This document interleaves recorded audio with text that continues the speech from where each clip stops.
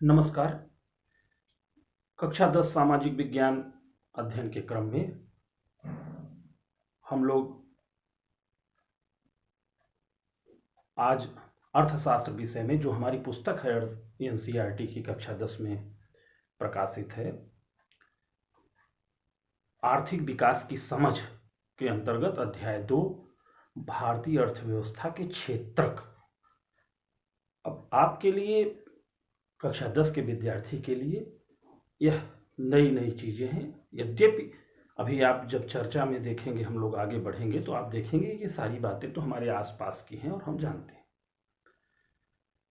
किसी भी देश की अर्थव्यवस्था के बारे में जानकारी के लिए कैसे जानेंगे, तो उसका एक तरीका ये है आर्थिक गतिविधियों को कि उसको उसकी समान कुछ क्रियाओं के आधार पर उसका वर्गीकरण कर लिया जाए। आर्थिक गतिविधियां क्या हैं? आप देखते हैं कि कृषि से उत्पादन होता है, पशु से हमें दूध पदार्थ प्राप्त होता है, वनों से लकड़ियां प्राप्त होती हैं, ईंट भट्ठे से ईंट बनती है, कारखाने से शर्ट बनती है, कारखाने से कलम बनती है, कारखाने से कार बनती है। यह सब सारी क्रियाएं जो आपके पास कुम्हार चाक से बनाता है, ये सब सारी क्रियाएं आर्थिक क्रियाएं। अब इनको कैसे वर्गीकृत करेंगे? वर्गीकरण के लिए कई आधार हैं। मुख्य रूप से 3 आधारों पर इनका वर्गीकरण किया गया है, जिन्हें हम इस अध्याय में आप चर्चा करेंगे। पहला है कार्य की प्रकृति के आधार पर प्राथमिक, द्वितीयक और तृतीयक क्षेत्र। अब आज कल तो कुछ एडवांस अतिरिक्त आगे बढ़ के चतुर्थक और पंचक क्षेत्र की बात करते हैं, लेकिन मुख्य रूप से यही 3 क्षेत्र हैं कार्य की प्रकृति के आधार पर: प्राथमिक क्षेत्र, द्वितीयक क्षेत्र, तृतीयक क्षेत्र। एक दूसरा आधार है, उसमें कार्य में नियोजित लोगों के आधार पर संगठित और असंगठित क्षेत्र, और कार्य स्थानों के स्वामित्व के आधार पर भी वर्गीकरण किया जाता है, सार्वजनिक क्षेत्र और निजी क्षेत्र। हम पहले आते हैं पहले आधार के वर्गीकरण में। कृषि से हमें, खेतों से हमें विभिन्न फसलें प्राप्त होती हैं, सीधा प्रकृति से प्राप्त होती है। इसी प्रकार पशुओं से हमें विभिन्न वस्तुएं प्राप्त होती हैं, वनों से विभिन्न वस्तुएं प्राप्त होती हैं, जमीन के नीचे से तमाम खनिज प्राप्त होते हैं।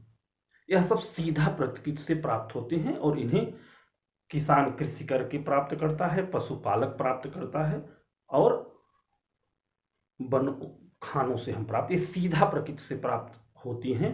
इसलिए इन्हें प्राथमिक क्षेत्र, प्राथमिक इसलिए कि है आगे की सभी गतिविधियों का यह आधार है।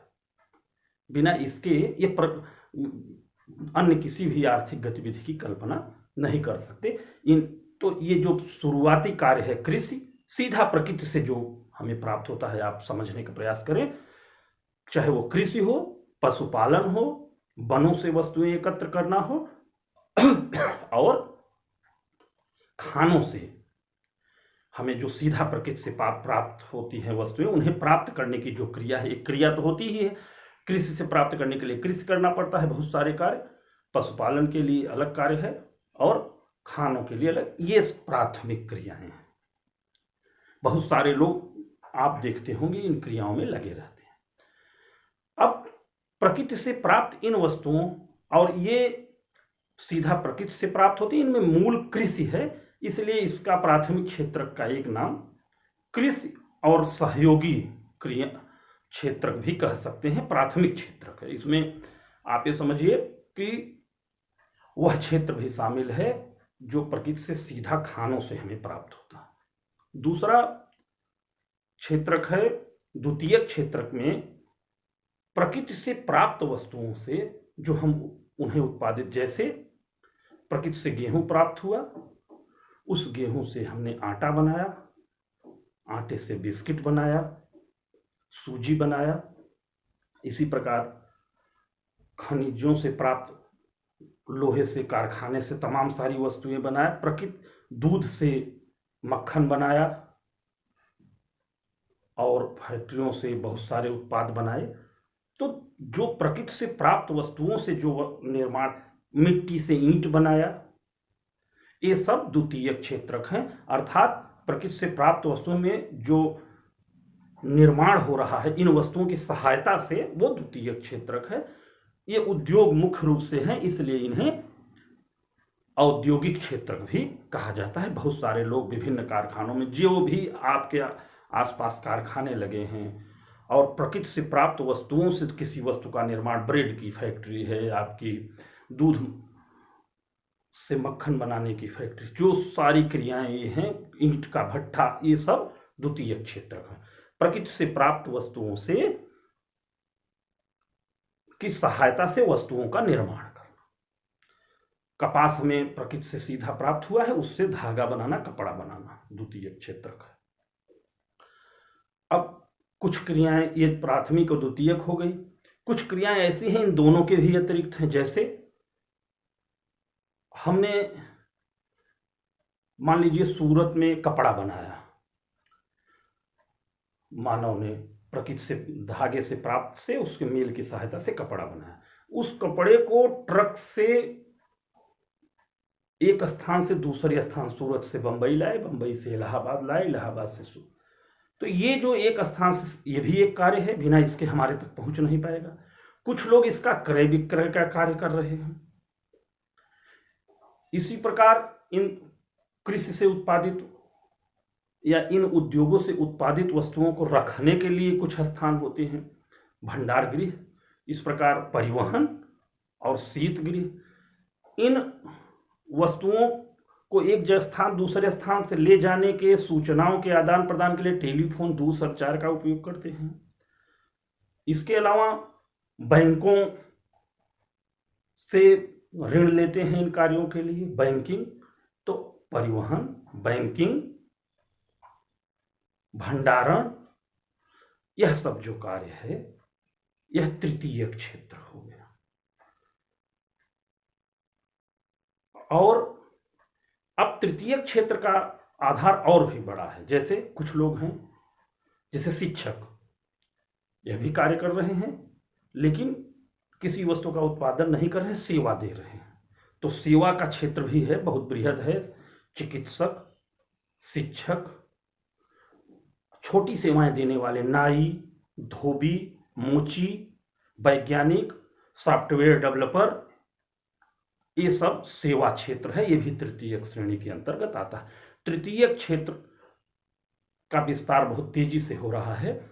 यह वह क्षेत्र है जो प्राथमिक और द्वितीयक क्षेत्र के कार्यों को करने में मदद कर रहे हैं। सीधा उत्पादन नहीं कर रहे हैं लेकिन उत्पादन में सहयोग कर रहे हैं, कार्य कर रहे हैं। इसे सेवा क्षेत्र भी कहते हैं।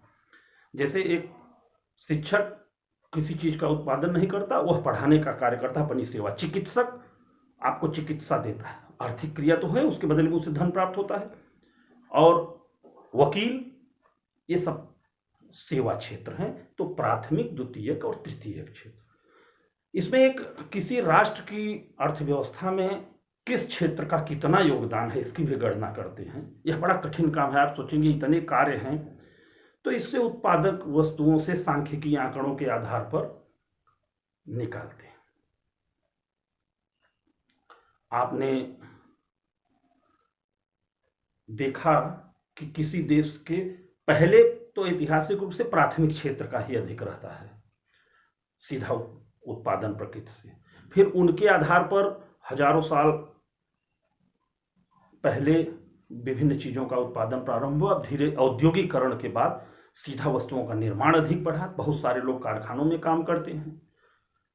फिर ये सेवा क्षेत्र का इधर 10, 20, 25, 30 सालों से बहुत तेजी से विकास हो रहा है। इसमें बहुत सारे लोग, तो लोगों की संख्या, कितने लोग उसमें नियोजित हैं और इनका कितना उत्पादन है, प्रत्येक क्षेत्र का निकाल के आप देखेंगे कि भारत के संदर्भ में 72-73 में प्राथमिक क्षेत्र का योगदान सबसे अधिक था, लेकिन अब तृतीयक का ज्यादा। जैसे जैसे अर्थव्यवस्था विकास की ओर जाएगी, सेवा क्षेत्र का योगदान अधिक होने लगता है। यद्यपि लोगों की संख्या के हिसाब से अभी भी भारत में सबसे ज्यादा प्राथमिक क्षेत्र में नियोजित हैं, लेकिन उत्पादन, जो आर्थिक क्रियाओं का उसका आर्थिक गणना होती है, सबसे अधिक तृतीय क्षेत्र का बहुत तेजी से विकास हो रहा है। अब इन क्षेत्रकों में जो लोग कार्य कर रहे हैं उनमें दो बातें और आती हैं। एक बेरोजगारी की, जो पूर्ण रूप से बेरोजगार क्या है, जो कार्य करने में सक्षम है लेकिन उसके पास कार्य नहीं है।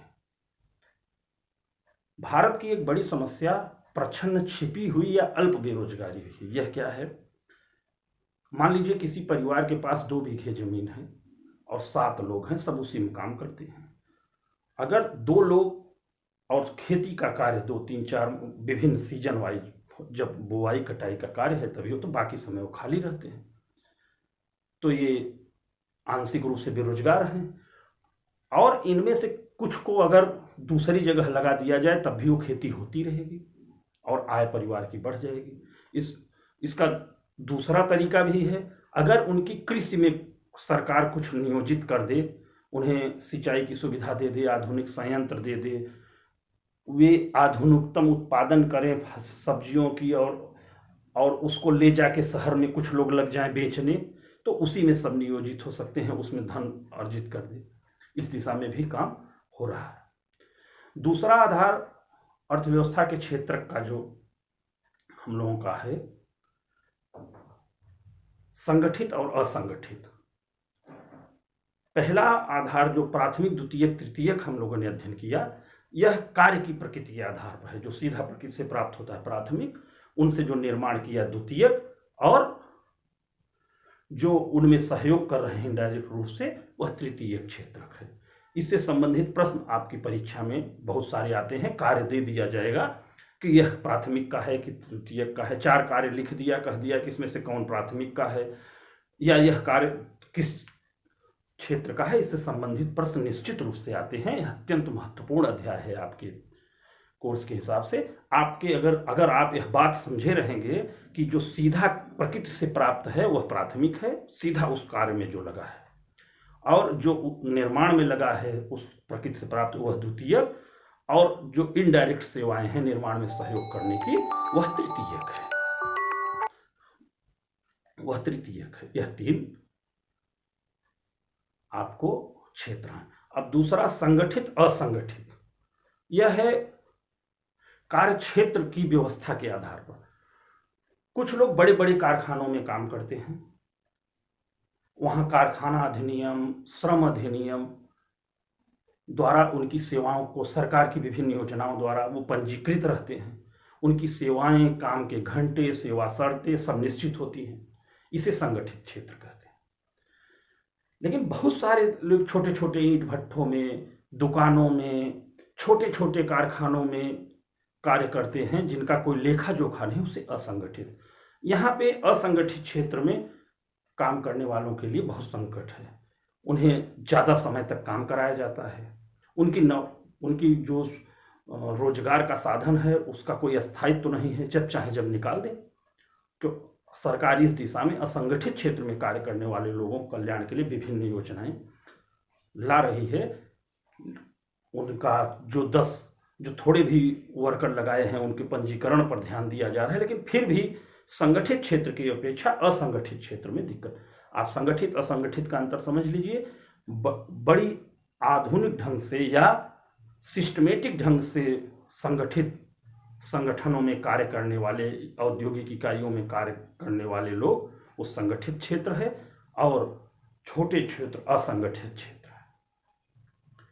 तीसरा आता है स्वामित्व के आधार पर, सार्वजनिक और निजी।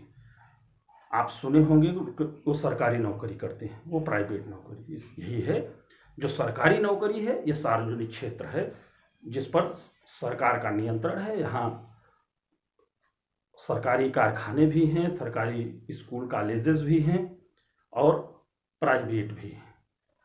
तो प्राइवेट क्षेत्र में आमतौर पर सरकारी क्षेत्र की अपेक्षा सेवा सुरक्षा कम रहती है, उन्हें कम वेजेज प्राप्त होते हैं।